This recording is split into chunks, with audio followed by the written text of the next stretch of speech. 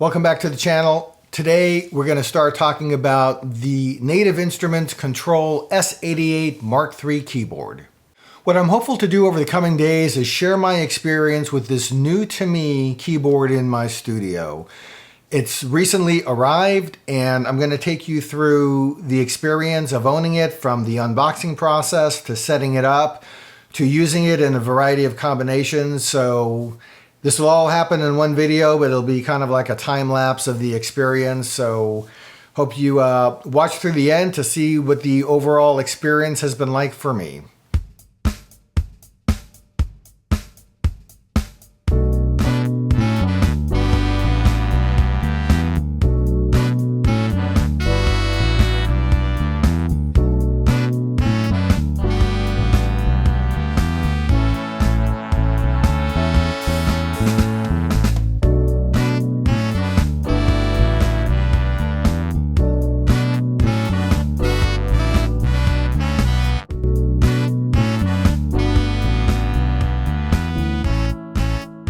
This board arrived yesterday at the house, and it's going to be a replacement for an Alesis QS8 88-note keyboard that I've had since 1996, and I just said goodbye to it about 3 days ago. The Alesis QS8 served me well. I enjoyed the action on that, but as it's approaching 30 years old, I figured maybe it's time for an upgrade, and I've done a lot of looking. I've played a lot of boards. I'm looking for an 88-note controller, and there's two things in particular that attracted me to this unit. One is the MIDI 2.0 features, which I'm hopeful to leverage given that I use a lot of Native Instruments plugins.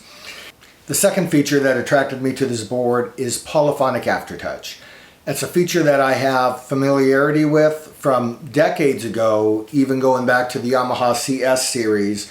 And it's recently dawned on me as I was reflecting about the type of music I made when having access to keyboards with that kind of expressiveness, just how much more, at least the music that I do, I think benefits from that finger by finger ability to have nuance that polyphonic aftertouch delivers. In addition to that, the other thing that was important to me was the feel of the keyboard. I played a lot of keyboards. I do a bit of music that is classical in nature, and just thinking about what I play, how I play, this board, after trying a lot of other boards, and there are other keyboards out there that do have wonderful actions, this I think is going to do the job. So what's going to happen on this video is I'm going to take you through my journey of ownership of the S88 over a few days. I don't know how long I'm going to go, but I'm going to try to focus on a feature a day, and I'll let you know what owning this board is like. Let's talk about day one with this keyboard. I sold my Alesis QS8 on Thursday morning. An hour after it left my house, I placed an order for the S88 through Perfect Circuit. And I did buy it through them because that's the place that had one of these available for me to try out the action. And in these days where brick and mortar stores are harder to come by, I appreciate so much that ability to have a hands-on experience before buying. So I did place the order through them. And I was beyond surprised when nearly 24 hours later, this keyboard arrived. When I ordered it, it said it was going to be 2 to 7 business days, and it came the next day, so that was fantastic. Getting this out of the box, it's basically the keyboard, and with it there was basically just this. So there's this little envelope that has some Native Instruments stickers for people who like the stickers, and then there is a safety pamphlet, but there are no instructions. And there's nowhere that I saw any information about where one might access instructions. So this was item number one. And item number two was a USB cable. And so day one, I had my first challenge, if you would. So I did find out, I went on the internet, and there is a manual that runs dozens and dozens of pages for the S-Series keyboard, so I downloaded that. and I'll be referencing that as I get to know this keyboard. The other issue that I had though was the USB cable that comes with the S88. And I haven't measured it, but I'm guessing it's somewhere around 6 feet long or so. Given where I'm going to have this for the next couple of weeks before my studio space is ready to accommodate the board, my keyboard's here, my computer is like right behind me over here, and I actually need about a 15-foot cable to reach from the board to my computer. One of the things about this keyboard is it's not AC powered. It actually draws its power and sends data, all of it through a USB cable. So yesterday morning, day one of having the board, I placed an order on Amazon for a 15-foot USB-C cable.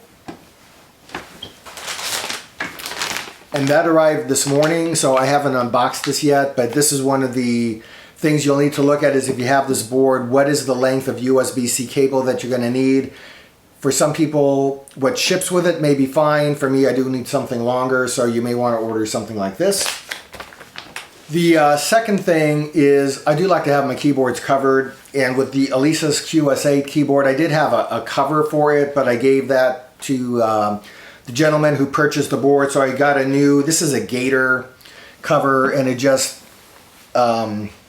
stretches over the keyboard, so when I'm not using it, it can keep it, dust-free-ish. So I got this, and then there was one more thing that I bought yesterday that hasn't arrived yet, but it's due to arrive at the end of the day, and that's a sustain pedal. So again, with the QS8 keyboard that I had, I bundled the sustain pedal that I had with that board. And then I was looking to see what sustain pedals work with this board. And it's interesting because there is a page through Native Instruments that talks about compatible sustain pedals, but it looks as if the page that's on the internet today is for the prior series of the Kontrol S keyboards. There's a note there that says that they will be updating it for the Mark III keyboards, but that hasn't been updated yet. And so the issue that I had was I wanted at least the sustain pedal to have the half damper or a continuous reading on it. And I was hopeful to get a triple pedal because there's multiple jacks on the back here that it seems that is as if I could make a triple pedal work. But I wasn't getting clear-cut answers on the triple pedal thing. If anybody who's watching this has successfully used a triple pedal with the Kontrol S88, I would love to know which model pedal. You can drop that in the comments because I will then pick that up as a future edition. I did order the Roland, I believe it's the DP10 is the model number. It's just a single sustain pedal. It's set to work with this keyboard. So I'll give that a try and see if it works out of the box or if it needs any other configuration. So that's where I'm at now. I'm just trying to get my accessories situated, and once the sustain pedal comes, we'll power this up and see what happens.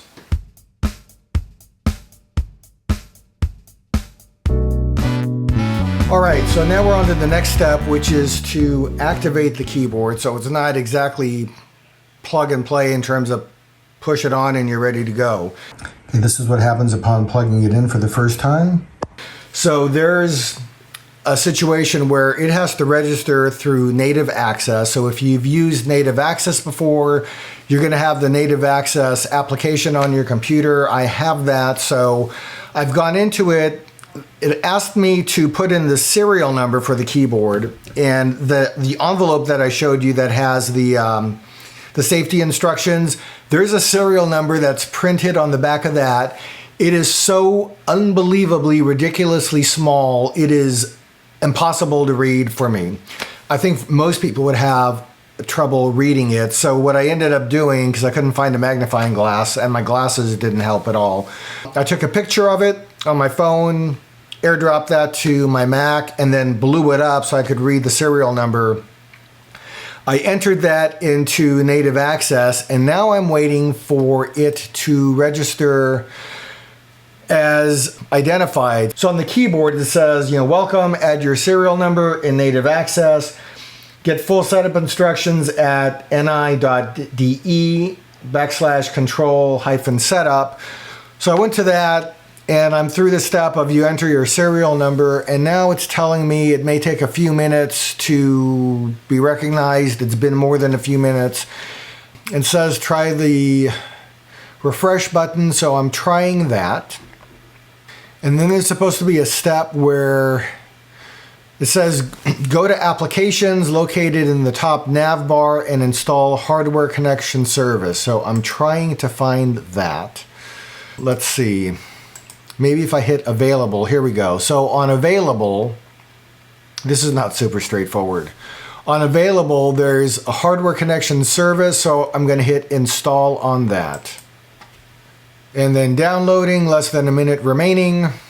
So it's going to be interesting to find out how portable, if at all, this keyboard is going to be. I mean, clearly it's set up to be connected to and used with a computer. When I gig, I almost never take my Mac with me because I have an incredible amount of software that I've invested in, soft synths, that I'm just leery about getting it lost along with the hard drive that all my programs are installed on. So if I ever do take the Mac out, it's to run whatever sounds are available through GarageBand. I recently did migrate to a larger size iPad. On my smaller iPad, I had Korg module that I've gigged with for the last, I don't know, 3 or 4 years or so. But I got to find out if I can get that working on the bigger iPad. I think I need a new MIDI connection box. But if that is available, then I got to find out if it's possible to connect the S88 directly to the iPad and not be connected on the keyboard. So that's something for me to try out at a later point in time. Anyways, the hardware connection service does take a while to install. The download was pretty quick, and now I'm just waiting for the installation process to complete. All right, I finally downloaded it.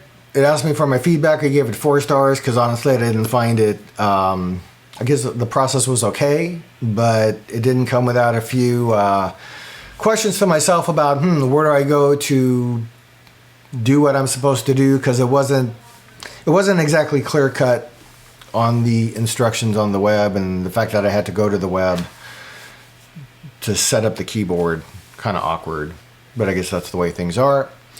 All right, step 5 says update firmware. So go to ni.de/control-update to download the firmware installer. So let's do that. And I run on a Mac, so we're going to download the Mac application. And then we're going to run that. It says open and run device updater, and important, do not unplug the device or let the computer go to sleep during the update process. So I'm all plugged in. We're going to double click the device updater file. So this is not a keyboard that you get and can start making music right away, FYI. All right, so now there's a file called the MK3 updater. It's installing that. Do I want to open it? Sure, because what other choice do I have? Installed firmware is 0.2.9, and the updater firmware is at version 2.0.7. So we will update. And I do have a gig I have to leave for in just over an hour, so hopefully this part of the process I can get through kind of quickly. I don't know that I'll be making any music on this until tomorrow. This updater does take a little bit of time to do its thing. Actually, on the back of what I thought was stickers, this control little card, do not throw this away because it's very important, because your serial number is on the back here. Again, impossible to read, so I would suggest take a photo of it, blow it up on your computer, because you have to insert that serial number into your computer to let the keyboard know that it knows that the computer knows that these things are all connected. And I'll scan this when I'm done, so I have it for future reference. And I'm still waiting for the MK3 updater to finish uploading and do its thing.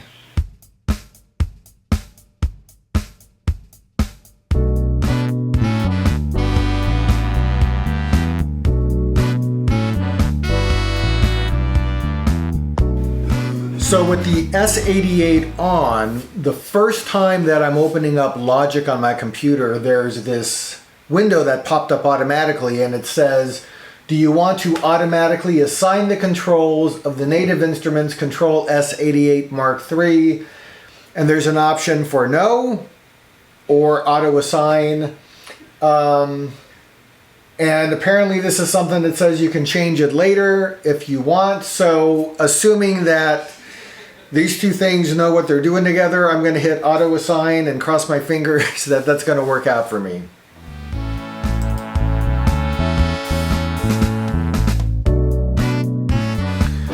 Trying a new thing every day with the S88. Today what I'm going to try to do is get some sounds out of it.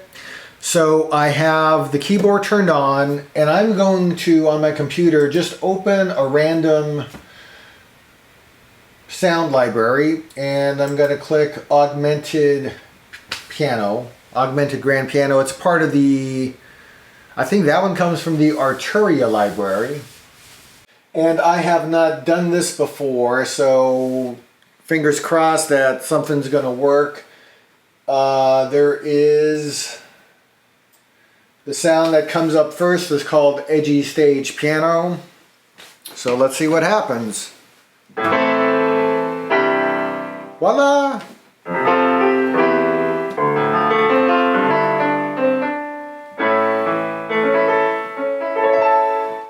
Okay, so good news there is I didn't have to configure anything special. I just have the keyboard connected directly to my MacBook, called up a program, and the good news is they made the connection and that works. So with that, I'm going to spend the rest of the afternoon here just going through some sounds and making music and getting the feel of the new keyboard. So really quick, I just pulled up a second program in Arturia. I pulled up the Stage 73 keyboard.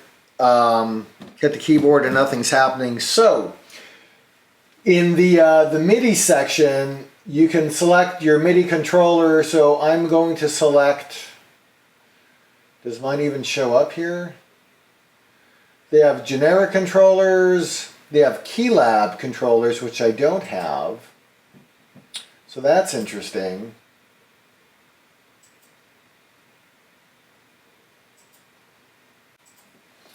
That's interesting. So that's kind of crap. Let me go back to the prior one and see how that was set up. I want to be on this page. Augmented grand piano.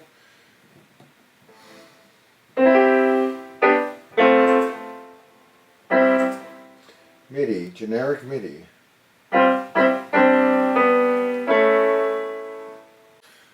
Alright, let's see if we can figure out how to make this work. Aha.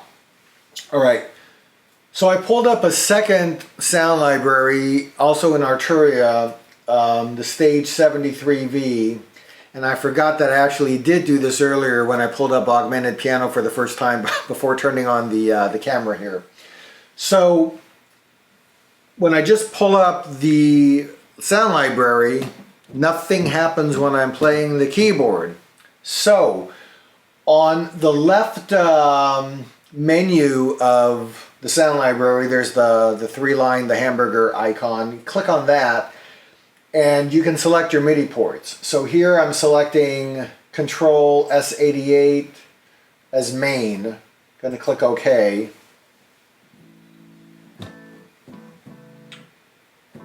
And I do have sound very low coming out of my computer. What I do want to do though is then also change my audio device to my speakers in the back.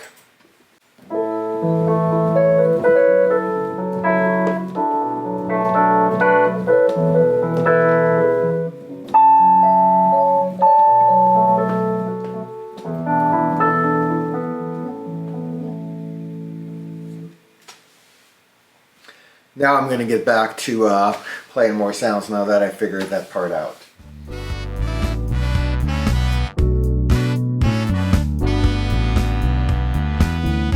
I mentioned a couple of days ago that one of the things I had to do for the S88 is get myself a new sustain pedal, because the one that I had with my prior 88 note controller that I recently sold, I included the sustain pedal with that keyboard.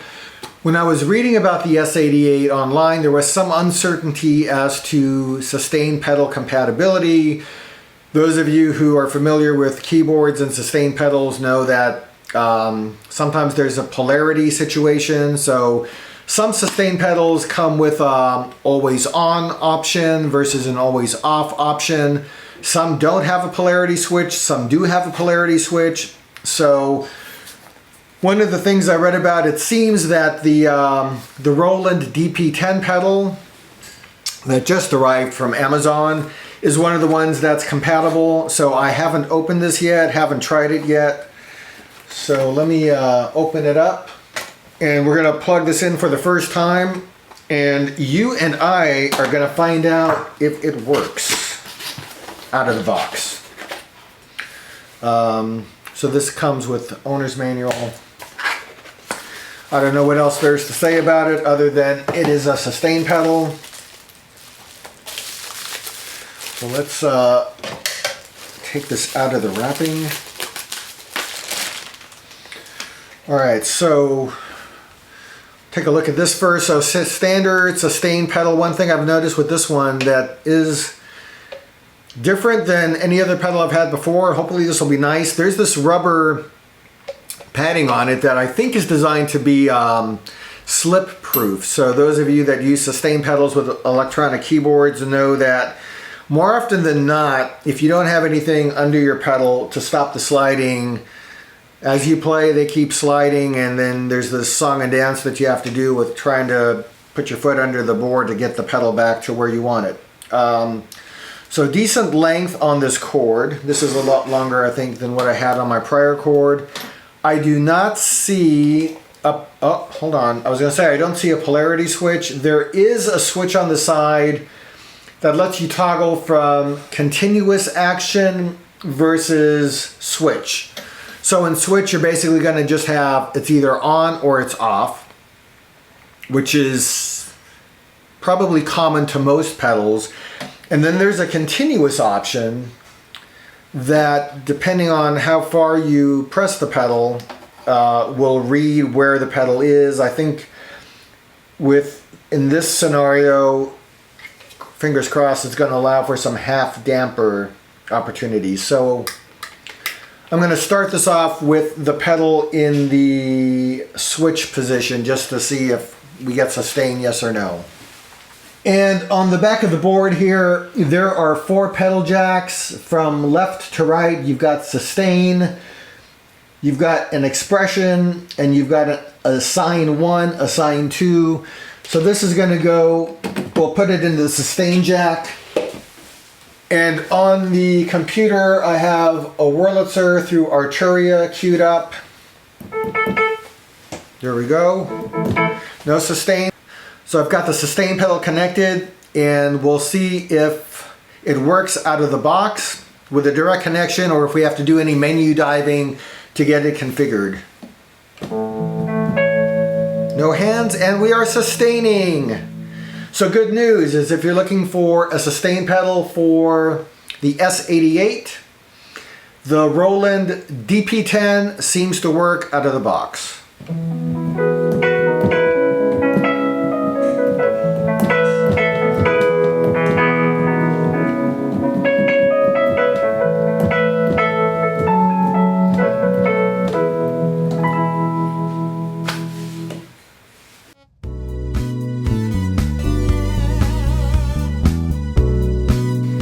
Yesterday I was playing the S88 keyboard, running through some piano sounds through Piano Tech, and I was interested to see how the sustain pedal was going to work. So out of the box, with no configuration to this keyboard, the sustain pedal connected to the sustain pedal jack worked as expected. So, you know, playing a chord without the pedal no sustain, and with the sustain pedal depressed, you get sustain. But the sustain pedal that I recently got is the Roland DP10, and one of the features of it is it has a switch on the side that lets you toggle from switch mode, which is your normal mode, which is just binary on the sustain pedal, so it's either on or it's off, no in between. Or if you put the switch in the other position, it has supposedly a continuous feature which tracks the level that the sustain pedal is pressed. So I was thinking in piano tech, given the programming of some of its pianos, I might be able to do half damper type of pedaling. So I didn't capture everything that happened earlier, but basically what happened is this. I had the sustain pedal plugged into the sustain pedal jack, and on the menu on the S88, if you navigate to pedals, when I was on the sustain pedal options, I moved the setting from switch to continuous, and the short story on that is nothing happened. In fact, when I had it set on continuous, the sustain pedal wasn't working at all. I tried to go through the calibration process in piano tech with this pedal connected that way, and nothing was working. So I thought maybe, even though the pedal had the continuous switch on it, for some reason it wasn't going to get recognized in piano tech. I then Googled an article about this specific situation with this specific pedal, and I did come across an article on the Native Instruments community that gave an answer, and I've implemented it and it works. So basically what happens is this. The recommendation was in the pedals menu on the S88. Basically what we're going to be doing is we're going to use the Assign 1 pedal, and we're making a couple of changes. So on page 1 we have the mode is continuous, and then invert, we're not making any changes, that's going to be off. On swap, we're making no changes, that's going to be ring. And when we select the page button to go to the second page, assign is going to be the control change that we're looking to have, and the only edit that we're going to make is going to be the fourth dial from the bottom that we're going to use. We're going to change the CC number to 64. Then there's a calibrate option at the top, so it's the second button on the top from the right hand side. We go through the calibration as it's designated on the menu. So you start with the pedal in the up position, you click OK, then you press the pedal down, and while you're pressing down you click OK, and then it's calibrated. With that done, and then I went through the calibration process in piano tech, now what we have is the continuous option identified.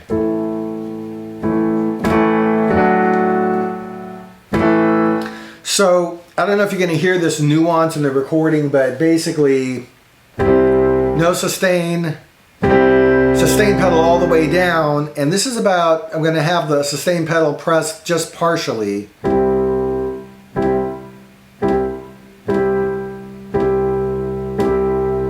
So the further I go down, the amount of sustain varies. So the point is this, is out of the box, if you're using a continuous sustain pedal with the S88, you're probably not going to have the response that you expect without going through this additional edit on the screen. One more important point is after selecting the Assign 1 pedal option on the menu on the S88, you then actually have to plug the sustain pedal not in the jack that's marked sustain, but in the jack that's marked Assign 1. So that's how I have it set up right now. What I am going to try to do to see if it works is I'm going to try the exact same setting that I have on the Assign 1 switch. I'm going to try to duplicate that on the actual sustain pedal option, and if that works, I'll free up the Assign 1 jack and then have the sustain option. But either way, if it works to program the sustain option that way, fantastic. And if not, at least using the assign one configuration will get you a continuous damper for use with programs that do recognize half damping, like Pianotech. I think some of the programs in Arturia, in their piano program, I believe might also recognize half damping. So that's also something to recognize. So there you go. So that's a tip for using half damping on the S88. It can be done, but you do need to have some configuration changes.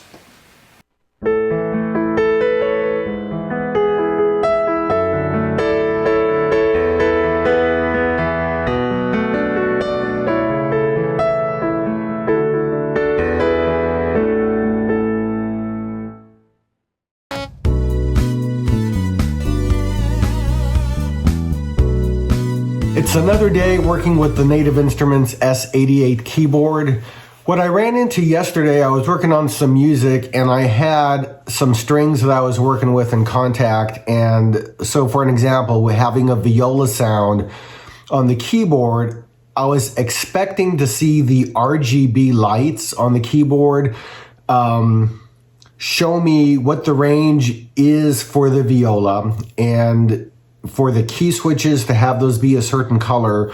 For the particular patch that I had up, and it was a Native Instruments patch, all of the RGB lights were blue. So I did some Googling and quickly found some info that suggested that to have the RGB lights do what they're supposed to do, that opening up a sound in Logic Pro, that should be done not in Kontakt natively, but through Complete Control. So that's something I've never used before.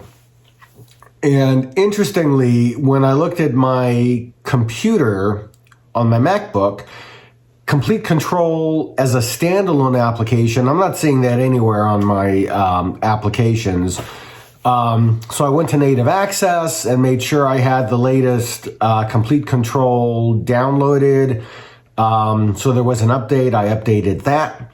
And then I was able to select Complete Control in Logic for my project. But a couple of things happened with that. One is the sound that I was trying to get when I was calling it up in Complete Control was performing kind of wonky. It wasn't sustaining correctly. It wasn't sounding correct. So I'm not sure what was up with that. Also, this is the first time I was using Complete Control. I found navigating it to be kind of funky as well. Long story short, I spent at least 2 hours last night just trying to work with the Complete Control and the Native Access updates to try to get the RGB to respond to the patch that I had. I tried different patches. At the end of the day, all I'm getting on the Native Instruments keyboard is just the blue lights. So I've got more work to do on that. That's just reporting to you. That's one of the issues that I've run into. I'll end up watching some more YouTubes to see if anybody else is sharing how to solve or configure better the RGB integration between the keyboard and the Kontakt instruments. This part has been a little bit disappointing in that you would think that the keyboard from the manufacturer using the sounds from the manufacturer would be completely plug and play, that there wouldn't be any hiccups. And at least in my scenario here, I have not found that to be the case. When you're making computer-based music, you want to spend as minimal amount of time as possible trying to fix technical issues like this. You want to spend your time making music. So it's been a little frustrating over the last evening through this morning. And it's not the end of the world because, I know where my key switches are. I can see that on the screen. I know the range of the instruments, but having purchased this keyboard, it sure would have been nice to see the RGB lights respond as I'm expecting them to. So some more work to do on that, and that's the latest encounter I've had with the S88 keyboard.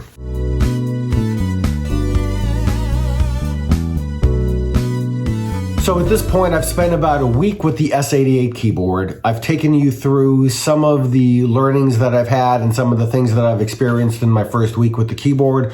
Hopefully it's been somewhat insightful. Hopefully it's been somewhat helpful. This is not meant to be a tutorial on the S88, nor is it meant to be a complete comprehensive look into this experience.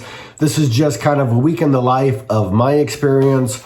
Hopefully there's been some things that have proved interesting. If you have not purchased this board and if you're interested in it, at least you've been able to see some of the things that I've encountered, some of the things I've solved for, and some of the issues I'm still having. It still is relatively new in my workspace, so I'm going to be continuing to get familiar with it. I think with a lot of instruments, it does take time to get to know them.